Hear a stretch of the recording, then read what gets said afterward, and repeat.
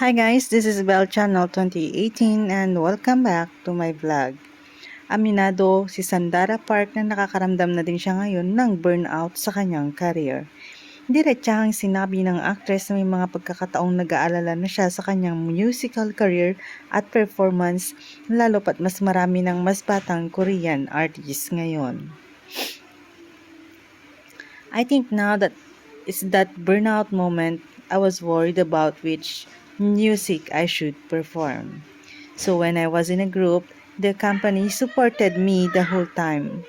I earn a lot of money and so on. Revelasyon ni Sandara sa interview ng kapwa Korean artist na si Eric Nam sa Dieback show ng Dive Studios. But I am now worried if I could show the same level of quality as before. And there are a lot of juniors and new groups, so there are not many spaces to perform. Those are my current concerns. I am not talking about my health or physical strength. I feel mentally burnout these days. Pahayag pa ng Korean idol. Pero sa kabila ng mga challenges at struggles na naranasan ni Sandara sa kanyang career, nagbitiw siya ng pangako para sa mga taong patuloy na nagmamahal at sumusuporta sa kanya. I am not giving up for my fans, ang promise ni Sandara. Samantala na i-share rin ng actress ang gusto niyang maging direksyon ng kanyang music at singing career sa mga susunod na taon. I think I wanna show a dark or sexy side of Sandara for my next album. It's not like a very sexy type of thing, but a little bit of sexy and a little bit of charisma.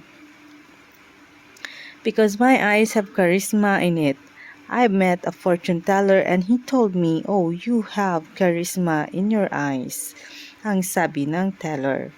Natanong din siya sa naturang panayam kung saan nanggagaling ang kanyang malahalimaw na performance kapag nasa stage na. I think there's someone else inside me and when I go up to the stage, someone comes. I think that person comes into me, say ni Sandara. Kasabay ng pagsasabing ibang-ibang Sandara ang napapanood ng fans in real life. I'm not that kind of person in my life. I'm still really quiet and shy type and really nice, calm person. But when I go up on the stage, I should become a beat band and wake. So I sometimes scream like this. Put your hands up. I do this on stage, but I don't really speak loud in my ordinary life. Ang lahad pa niya.